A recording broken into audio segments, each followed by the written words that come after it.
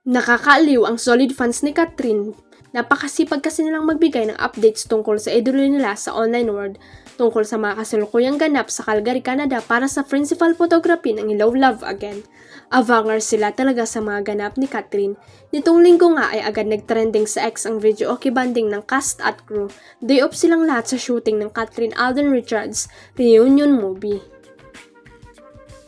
Pero kahit walang shooting, may mga fans pa rin pala na nakaabang sa Asia's phenomenal superstar sa labas ng bahay kung saan sila nagkakasiyahan. Kahit gabing-gabi na ay lumabas ng bahay sina Kat at Juros Gamboa at hindi nga nabigo ang mga kababayan nating matiyagang naghihintay sa mga artista ng HLA. Hindi lang pagpapapicture sa mga artista ang kapalit ng kanilang paghihintay ha, iyakap nila ng bonggang-bongga sina Catherine at Juros. Game na game nga ang dalawa sa pakikipagkulitan sa mga kapwa nila Pinoy sa Canada. Sa tuwa ng fans, nangako nga sila na papanoorin nila ng paulit-ulit ang pelikula ng actress with Alden Richards once nag-showing na ito worldwide sa buwan ng November.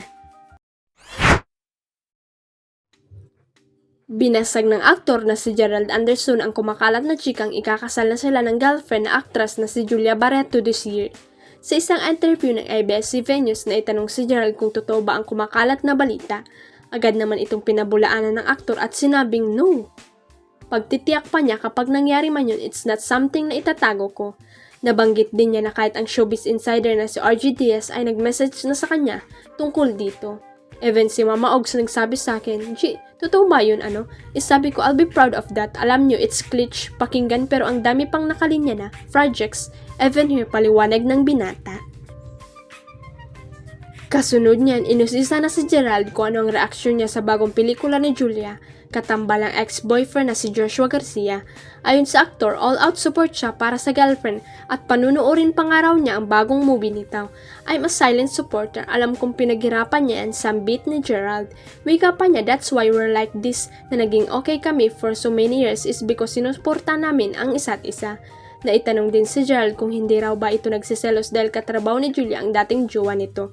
Ang sagot ng aktor, sa totoo lang, awkward talaga ang trabaho namin. Andun ako dati sa sitwasyon niya, that's why I try to be as supportive as possible. Huwag kalimutang i-click ang subscribe button at i-ring ang notification bell para sa latest at legit chika updates.